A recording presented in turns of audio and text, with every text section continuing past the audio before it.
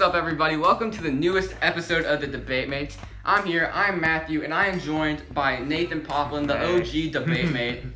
And we're here to discuss the NBA Finals, which ended about a week or two ago, I guess. LeBron's Finals MVP, Lakers winning chip number 17. And we're coming here off the coattails of our amazing 2-year anniversary special. Woo! Probably the most fun, definitely the most fun video we've ever done. Yeah. Shout out to all of you that have viewed it. And because of the topics we talked about, that video is not going to go stale for another couple of months. No. So if you haven't viewed it, go view it right now. Come back to this video later. It was a whole lot of fun. Coach Z was there, Stretch was there, Nate, Jack, and of course I was there. We had a big NBA debate. We had one winner, one loser. So it's a lot of exciting stuff to see who's the best debater out of the debate mates, who is truly the debate mates, who can wear that crown. I guess you'll have. Well, I was gonna say, but you're gonna have to watch the video to find out. Yeah, if you haven't watched it. No spoilers No yet. spoiler alert. So make sure to spoilers. go check that out. Thank you all for watching. Thank you for 2 great years. And now I guess we're starting the second full year as the debate mate, or the third full year as the debate mates. And let's start with the championship the Lakers just won, and then we're gonna go forward with some grading of trades that were made in the offseason and free agency signings, some predictions a little later. But just what were your thoughts watching the final games of the Lakers? I mean, series? it was bittersweet, as in, like, I got to see some players that I love get some rings, but at the same time, my Celtics, I can no longer say we have the most rings in NBA history. We're tied for the most rings in NBA history now, and the Lakers are looking good. So now it's just about that race for the 18 at this point. But I saw Dwight Howard get a ring. I'm so excited, and I saw AD get a ring. So I mean, at the same, it's hard to watch. I saw Quinn Cook get left at the stadium. Like, some great moments. How did you feel about it? I mean, it's hard to hate because, I feel like I'm too young to have a stance on who the GOAT is. Yeah. So this doesn't really change anything for me because LeBron is kind of the guy I've grown up watching. Well, KD's the guy I've grown up watching. Yeah. LeBron, even when he was reaching his prime, is a little bit before my age. Yeah. So I can't really have a say on that. It doesn't change anything for me. So just as an NBA fan now, it's pretty amazing to see LeBron, has basically identical stats to 2016 when he came back from a 3-1 lead, and now he's 34 years old, and he's putting up the same numbers. I mean, he probably has the longest prime in history. I mean, the man doesn't age, man. I mean, like, he just, it almost seems like he gets stronger and he gets a lot faster, and he's starting to shoot a lot better too. His 3-point Yeah, his father time has not caught up to him yet. I think we both agree he easily deserved the Finals MVP. Oh, 100%, yeah. Not really any competition. No. Come on, it's LeBron, man. And then, do you think Jimmy Butler has put himself into the top 10 players in the league category? At this point, it'd be hard for me not to. I mean, I'm not going to put him. He's not a top 5 player in my opinion. Yeah. But he's definitely a top 10 at this point, 8, 9-ish kind of range. I mean, you can't watch that and not put him in that conversation because he's always been on the borderline. And now he just took it up another notch. And, like, honestly, I saw a lot of things I like, and they're only going to get better. I mean, you obviously have LeBron, KD, Kawhi, Giannis, Harden, Steph. Yeah. I mean, Harden, I would say, is still better than Jimmy Butler. Yeah. After that, you got Luka, who, it could go either way at this point. I would say Luka. Yeah. AD, better than when Jimmy healthy, Butler. I believe Kyrie's still in that top 10. So, I mean, there are a lot of good players in there. I didn't mention Joker either, who had a really good postseason. Yeah. But Jimmy Butler put himself into a top 10, top 11 category. Yeah. Lakers won another championship. Congratulations to them. Let's talk about future. Let's talk about the past first. Then we'll get to the future. Edit that out, please. So we're going to grade some free agents decisions and some trades from the offseason. And we'll start with, I think, the blockbuster that might have made the Clippers title favorites, which is, encompasses as a whole deal. Yeah. Kawhi going to the Clippers, bringing Paul George with him, and we'll look at the Thunder side after this. But the Clippers got Kawhi, got PG, gave up everything, basically. What are we grading them? Nate, you start. I'm grading the Paul George trade. I'm gonna grade it as a B- because honestly, it's still Paul George. I know he had an off year, but I mean, this just gives him motivation to come back and do 10 times better next year because they're gonna be in the playoffs, top 3 seed from now on. I don't know if giving up all those. I don't think giving up all those picks was smart. I mean, you get Paul George, yeah, but he showed you that maybe jeopardizing your franchise until 2026, maybe it wasn't worth it because he is aging. He's one of an older veteran player. So I'll give it like a B- because I think it still has room to improve. Yeah. I mean, like, what would you give it? I mean, if they win the championship next year, this is going to be an A. Yeah. A+. But after this year, I have to say it's because they still have that potential to make it far in the playoffs. Yeah. I will give it a C. Yeah. C minus. I'm leaning towards C minus. That's a good range for it. Because C to B minus range. Most teams, when they're getting a superstar, they mortgage their future is the phrase we use a lot. They sold their entire future, basically. Yeah. They don't have any draft picks. And after Kawhi and PG, we're looking at this could potentially be an F. If they fail again this season and Kawhi and PG both walk in free agency, and their best player is an aging Lou Williams, and Montrezl Harrell walks away too this season, they would be arguably in one of the worst situations in the league because you got people like Lou Will are aging. And I can very well see Montrezl Harrell being lured away and stuff. So hopefully it doesn't happen because I like the Clippers organization. I like Steve Ballmer. But yeah, this trade was and time will tell to see how rough this trade was or how great this trade was. So. And then Kawhi just said or has come out to say he wants a PG, not a Paul George, a point guard. But he wants another point. He wants another PG. So let's look into our crystal ball here. What moves do the Clippers make this offseason? I mean, if he wants a bona fide point guard, because you're going to do what makes this man happy. Because this man could walk, so if he wants a point guard, you're going to go find a legit point guard. We can always make the argument for D-Rose, but I do see D-Rose being much more tempted by the Lakers than the Clippers. I don't see a reunion with Chris Paul happening. He'd probably fit better in much more scenarios. So I don't know many top tier point guards that could assume that role. I don't have any personally like a legit point guard unless you have somebody. I mean, I'm thinking of point guards that could potentially be on the move. Russell Westbrook is potentially on the move. He does not fit with the Clippers at all. I mean, if he wants to go back to LA or go to LA for the first time, maybe the Clippers say, "What the heck? Let's redo it."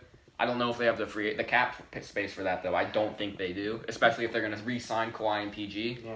I mean, Chris Paul probably is more tempted by the Lakers. Yeah. And apparently, if he goes to the Knicks somehow, Carmelo might join him there too. Yes, that would be interesting. That'd be interesting. Then you got the Bucks, a team that would maybe be interested, or he stays with the Thunder. You never know. I mean, other point guards, you can't really set your future on a young point guard. No. Unless you already know they're gonna leave. Like a D'Lo would potentially be nice if you know that Kawhi and PG will leave. I don't think Minnesota would be willing to give up D'Lo. Yeah, especially for anything the Clippers have. I mean, in theory, this probably wouldn't work, and it might not fit, and because you don't know the situation. But if you wanted to, maybe I guess one of their better options is trade for Oladipo and convert him to a point guard.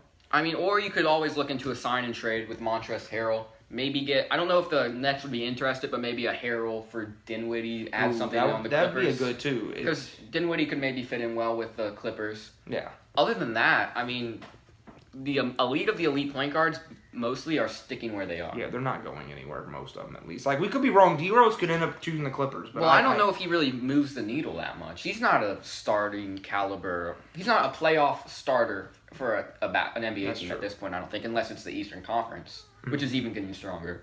So I don't see him really making them a championship contender because you're not getting the defense of Patrick Beverley. You're not getting the leadership of I don't know if you can say it's leadership.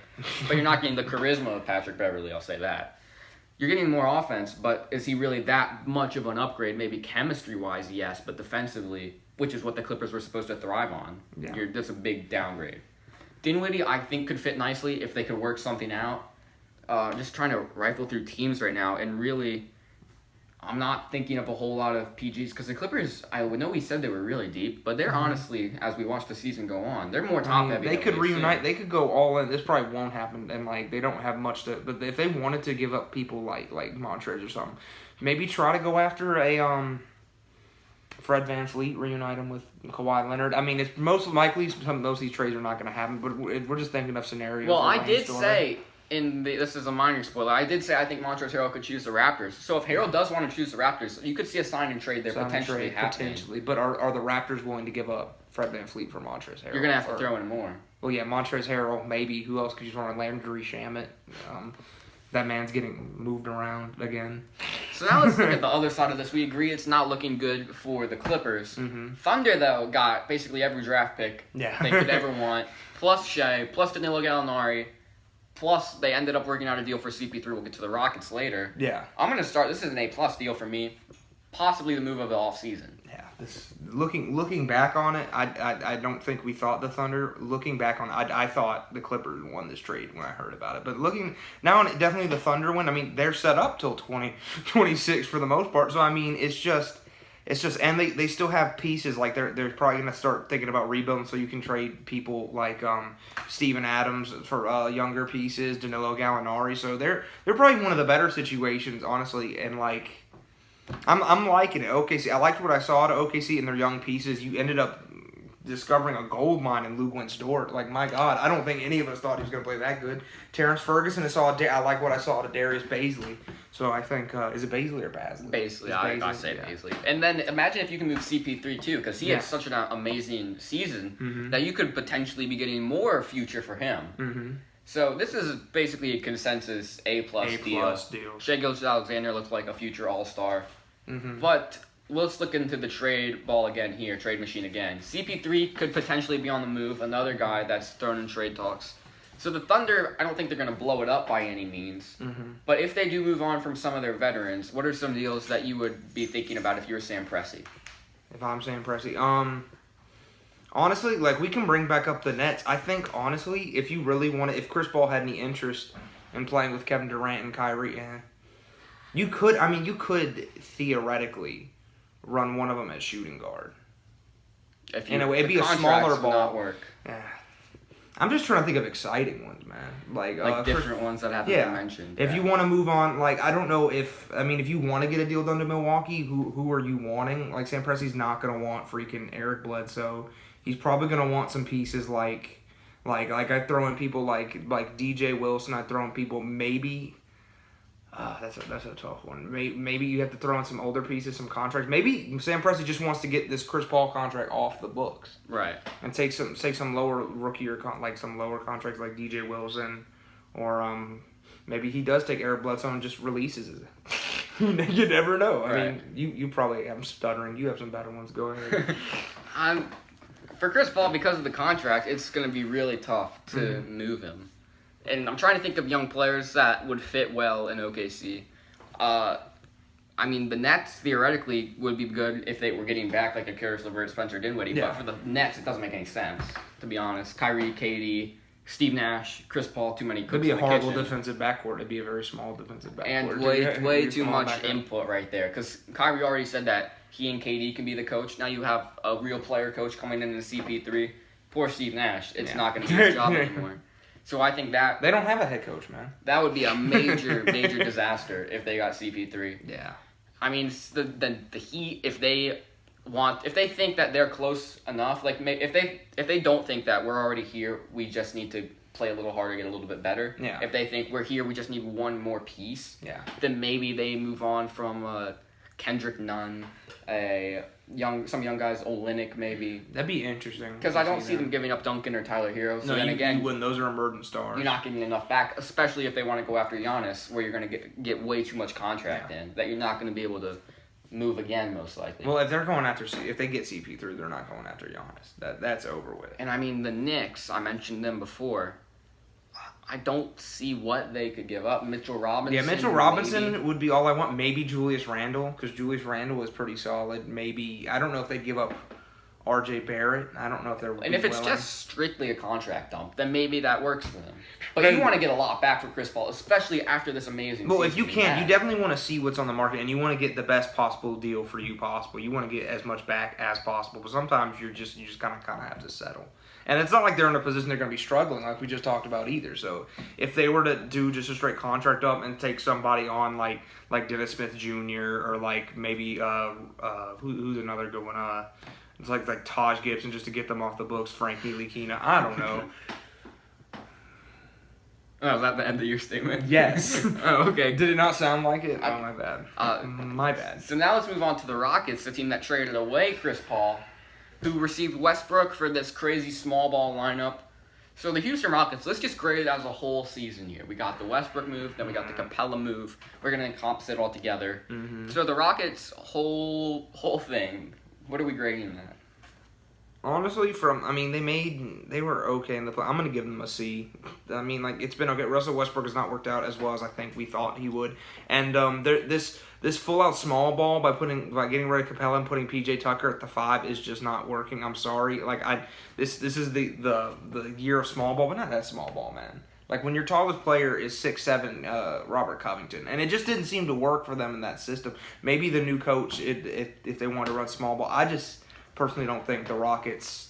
Well, I have a question. So you said this didn't work as well as people thought it would be. I know Who thought it would work well? Because I know I didn't. I thought it would be okay. At Colin Cowherd thought it would be Counter thought it would be okay.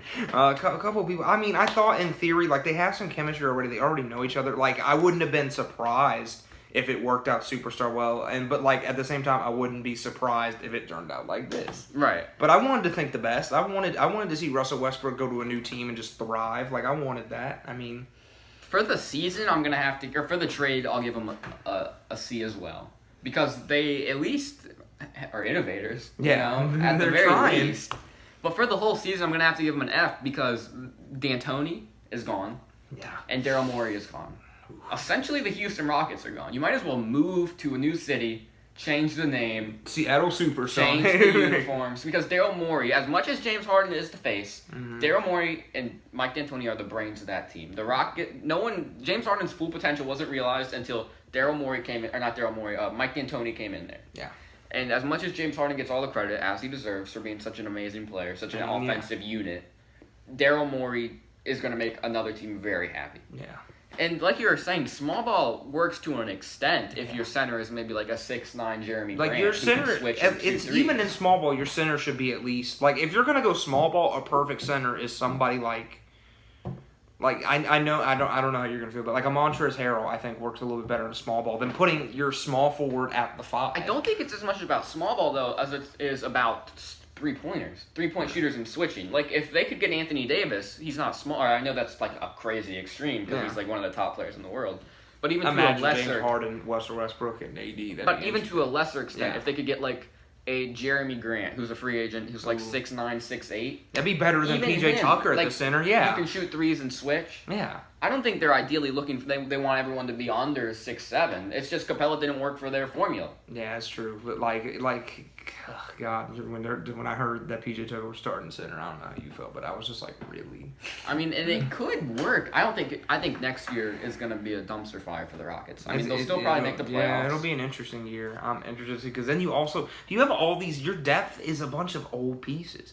Austin Rivers is not getting any younger, and you have Damari Carroll and Jeff Green, Thabo Cephalosha. Like it's just I don't see much besides Daniel House and what's his name, Ben McLemore. What young, really exciting star potential young talent do they have? They don't really have any. Most of their team is veterans. Yeah, so this is drastic and this is crazy, but.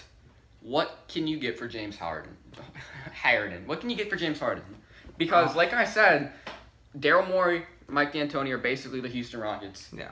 You're not going to get a whole lot for Westbrook. So you might as well just put your best player on the market. Harden is still a top 5, 10 player in the league. Every team in their right mind is probably going to go after him. And, I mean, if you can get a Joel Embiid out of it somehow. A Joel Embiid or a Ben Simmons, somebody like that. Yeah, that would be. You are maybe a pick or two. Like a pick or two and Ben Simmons or Joel Embiid for Harden. If you can get an Embiid out of it, if you could get maybe a Bradley Beal, something like that. Somebody like that, someone that's on the trade market, anybody like that has a contract that can kind of match it. Mm-hmm. I mean, I'm not going to say it. Imagine how crazy it would be if CP3 and Westbrook just swapped again. I'll swapped back. But, I mean, you're going to have to change something with the roster because they're not getting any younger. Hey, look, the Raptors had to change things with their roster. I don't see why the Houston Rockets couldn't either. Except I don't think the Rockets is going to be a move to championship level. I mean, that's the only difference. But, I mean, I don't know. Do you really think they trade Harden over Westbrook, though? I mean, I think they might have to. Westbrook's contract is not as scary. Yeah, he's a better player. He's going to put people in the seats. He's going to average 30-plus a game. He's going to be entertaining. You're going to be on highlight reels. People are going to want to come. Yeah, but he did show a lot of holes in his game, which is also going to make him harder to trade. But he was still a top 3 MVP still a hyper candidate. That's true, but I mean, Westbrook's just such a hyper athletic player. It's just like his shooting. I don't see any improvement in his shot. I see okay defense. I mean... The highlight of Westbrook's season was yelling at Rondo's brother. I mean, seriously, the bubble was not good for Russell Westbrook. And maybe that's because he was coming back from COVID. Possibly, but I mean... If it had anything to do with any prior injuries or just with age in general, then maybe you do move on from him right now because next year is not going to be pretty for Westbrook. Yeah. But then again, you look at February where he was amazing, and you say, well, he went really downhill. Maybe we can still get that, and we saw what he can do as a one-man band. Mm-hmm. Let's maybe get a Joel Embiid in here. Yeah. So the Rockets have a lot of options moving forward. They do, yeah. And I don't think they're expecting to be a top 3 seed in the West anytime soon. So, I mean, Yeah. So we shall see. So now let's talk about Kemba Walker to the Boston Celtics, a free agency signing that I think had me shaking my head a little bit. I don't know how you felt about it. When it happened, I was such a huge Hornets Kemba Walker fan that I was ecstatic. I was like, we have a point guard, a bona fide stud at point guard. And honestly, if I have to give this trade a grade, he didn't do too well in the play. I'll give him maybe like a C+. I mean, like he was really good for us in the and he had his role and he was really good in the regular season, but the bubble he just kind of folded for me. Yeah. And he also showed me holes. This bubble was rough for people. Some people came out looking better. Some people came out with their flaws and their holes being revealed. And it's just Kemba showed some of his, especially his lack of defense. But I mean that's expected from someone at he's 6'1". Yeah. So, I'll give it like a C+. Like, it wasn't horrible, but looking hindsight, maybe it wasn't the best fit either. I mean... I'll give it a B+, because if nothing else, I think he got something out of Jaylen Brown and Jason Tatum that we might not have seen yet, or at least under Kyrie. Yeah. I mean, the Celtics are going to be fine going forward. It's not like this is a trade where you're looking forward and you're like, oh, gosh, we'll be a top 3 seed in the East for the next couple of years. And Kemba... I'm yes, he's aging, but what is he, 30, 31? I know the oldest player is Brad Wanamaker, who I believe is 32. Yeah. So therefore, Kemba's younger than that. Yeah. I'm pretty smart, so I'm able to figure that out. So, I mean, if you're looking at the Celtics, you have one of the best rosters going forward. Mm-hmm. Kemba, Marcus Smart, Jaylen Brown, one of the best young rosters. These players haven't even hit their primes yet. Yeah, some of these players haven't even hit their primes. I know you think this is the perfect deal. I think this is the perfect deal. Mm-hmm. Miles Turner. I want him to be a Boston Celtics so bad. I would love it. Oh my because, God. In an ideal world, we get like Embiid. But oh my God, Boston Celtics with Embiid would be scary. Miles Turner, I think if any coach can get something out of a guy that has so much promise, it is a guy like Brad Stevens. I want the guy that had more blocks than the entire Cleveland Cavaliers. I mean, he fits. He's better than Tice. Yeah, he can he's shoot. He's bigger than Tice. He can shoot. He can block. He can rebound. He's basically just a very good Tice upgrade at this point. Like he can shoot. He can move. He can spread the floor. And he defensive. And he has good defensive prowess, which is basically our system at this point. Boston, known for its good defense, top 3 team defensively every year under Coach Brad Stevens. So yeah, I think Miles Turner would be perfect. What do you think would be the perfect thing to give up though? Like, what is the perfect trade? We want Miles Turner, and we'll give you this right now for Miles Turner to make them say yes. Well, let's get this out of the way first. You're not giving up Kemba, Smart, Tatum, or Brown. No, those are the untouchables. Off the table, untouchable. But Hayward's gonna have to be thrown. He's gonna have to be in there, I would imagine, if you're gonna make this work. And I'd hate to say it, but like maybe throwing someone like a Robert Williams. Yeah, I was gonna say throwing maybe Robert Williams. Throwing Time Lord. As much as I hate to say it, Gordon Hayward. Gordon Hayward, Time Lord, and maybe throw in somebody like Romeo Langford, or like a Vincent Poirier or something like that in a second round pick, maybe, or something like that. I think that makes it work because the Pacers are a team that are going to be looking to make some changes. They already fired their head coach. Yeah. And they kind of had the same roster, same makeup for the last couple of years. Pacers are a very solid team, but that's it. They're a solid team. Yeah, they're not going to be making the finals. They'll make the playoffs, but they won't be anything special. They'll always, for right now, until I see some development, they're always going to be a first or second round exit at most. So speaking of the Pacers, Malcolm Brogdon, a trade we don't really talk about ever. It's kind of just like he's always been a Pacer. Yeah. So let's say we're going to change it up here. Who won? We had the Pacers, who got Malcolm Brogdon, and we have the Bucks, who got Wes Matthews. Who won?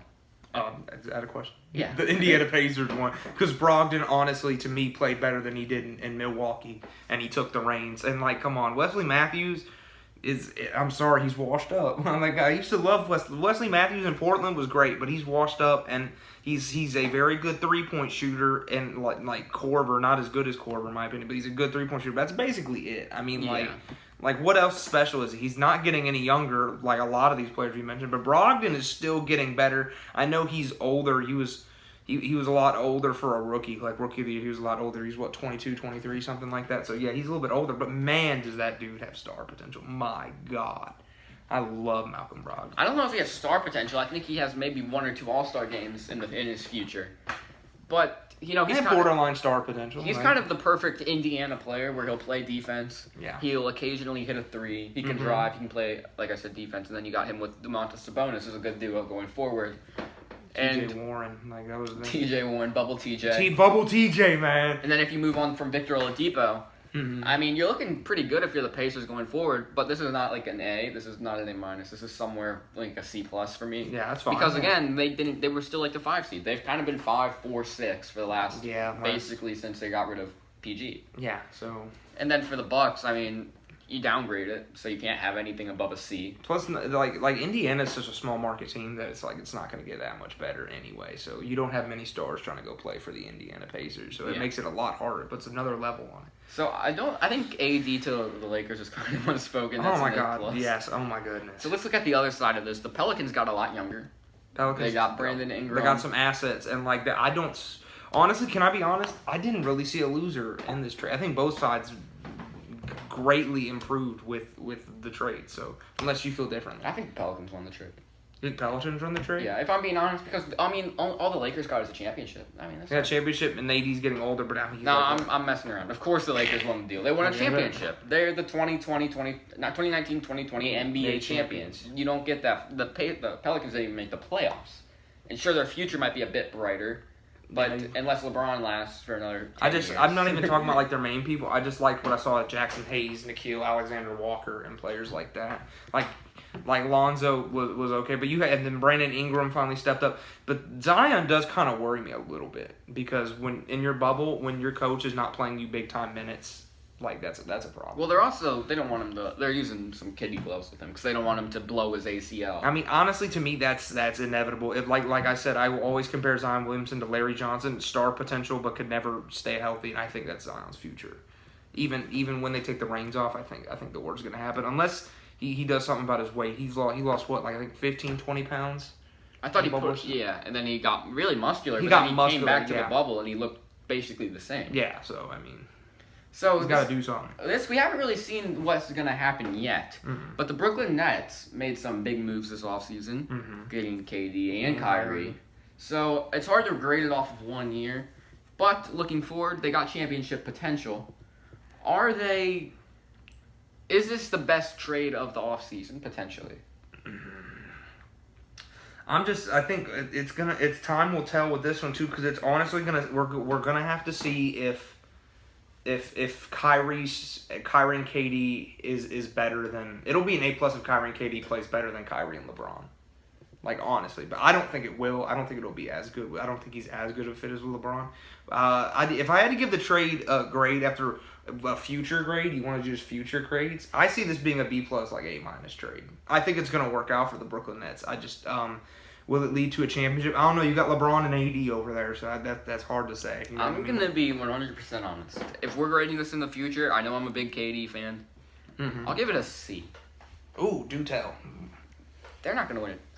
You don't think they can win a chip? They're not going to win a championship, in my opinion. I hope I'm wrong. Knock on wood. I want them to win a championship. Well, I don't want Kyrie to win a championship. I want KD to win a championship because I want him to be in the GOAT conversation. Because logically speaking, if LeBron has been number 1 and KD has been number 2 for the past 10 years, how is KD not in the top 5? I mean, KD. It would be nice if KD win a ring that you can't say you're being a snake. Right. So I would love it if they win a ring. That would be perfect for me. But I don't see it coming. Like I said, they got a lot of cooks in the kitchen. They got Kyrie, KD, Steve Nash, who apparently isn't the head coach. His job description, they lied. There's no head coach, man. It's Kyrie, it's KD, it's whoever wants to be the head coach. You got Spencer Dinwiddie, was about to sign with somebody else due to his cryptocurrency if they paid him $1 million. He held his free agency for hostage, essentially. Yeah. Then you got KD and Kyrie, who are some of the strangest players in the NBA, it kind of looks like. Mm-hmm. Karis LeVert looked really good in the bubble. Karis LeVert looked phenomenal. They had some pieces that looked really good in the bubble that I doubt we'll see again, just because of the star power. They're going to probably say, we don't want to play with Timothy Luwawu-Cabarrot, no matter how many threes he hits in the bubble. Torian Prince. And then I just see it's just a toxic environment. That's the best way to describe it. It's just a super toxic environment. Any environment with Kyrie is toxic in a way. Yeah, I mean, he's kind of proven that. If Kevin Durant can withstand the Kyrie Irving curse and still be a top 2 player in the league, then he's the best player of all time. Look what he did to Tatum. Look, he'll be in the GOAT conversation. He'll never be my GOAT. I'm just letting you know that now. I mean, in theory, 7-footer that can do things guards can do. I mean, according to Anthony Edwards and LaMelo Ball, he is the GOAT. Yeah, according to this draft class, the KD's the greatest of all time without statistics. By the way, that's what they say, without statistics. Well, I mean, he is the GOAT. You would seriously though, if KD wins one or two rings with Brooklyn and stays there for the rest of his career, are you honestly putting him over somebody like a LeBron or a Michael Jordan or a Kobe Bryant? I mean, he's going to have the sustained success. He's going to have 20-plus points every year. Don't get me wrong. I think he's going to go down as a top 20 player all time. I mean, he's already a top 20 player all time. He's top 15, for sure. I mean, he's one of the greatest scorers. He's a top 2, top 3 scorer of all time. Well, what are some legends you're putting KD over? Like, seriously, right now, what are some So let's talk about the Golden State Warriors, who... Oh, well, you don't want to talk about it, huh? Who had a strange offseason, getting rid of KD and reloading, or at least we thought they were reloading with D'Angelo Russell, who then got moved again to the Timberwolves in place of Andrew Wiggins. Okay, so what is the Warriors' whole grade, not just the Wiggins trade, but the whole offseason? Whole off season? I mean, can I start? Yeah, you can go. Anytime you go from KD to Andrew Wiggins, you're not winning. That is a D for me. Because, like, if they started with D'Lo and they got Wiggins, then I would be saying, okay, this is not that bad. Yeah. But they started with a top player of all time, and they downgraded to Andrew Wiggins, who's not bad. He's not horrible. He's playing better in Golden State than I think he ever did. He's okay, but he's not a championships caliber player. He's a poor man's Harrison He's Barnes. A poor man's Harrison Barnes. Yeah, I mean, like... And so, I mean, are they still gonna be one of my title favorites next year? Yeah, because they still have a whole system in Stephen Curry. You still got the 3 guys that got 73 wins together, man. Yeah. I mean, so yeah, you can't really say they're not going to be in the conversation. But what would you grade it? I'll grade it like a C minus. Yeah. I think it was not the it's what it could have been a lot worse. It could have been a lot worse. I mean, they could have not gotten anything. Yeah, it's true. So, like, they get, like, a solid player out of Wiggins. He's not special. He's not going to wow you, but he's solid at the small forward position. Right. And he does what he plays his role very well. They picked up people like Marquise Chris. It's like, okay. Who else? Didn't they have Glenn Robinson the third? Like, okay. Like, I wouldn't give him a D or an F, but I wouldn't give him an A or a B either. It was like, it was a tame offseason. Right.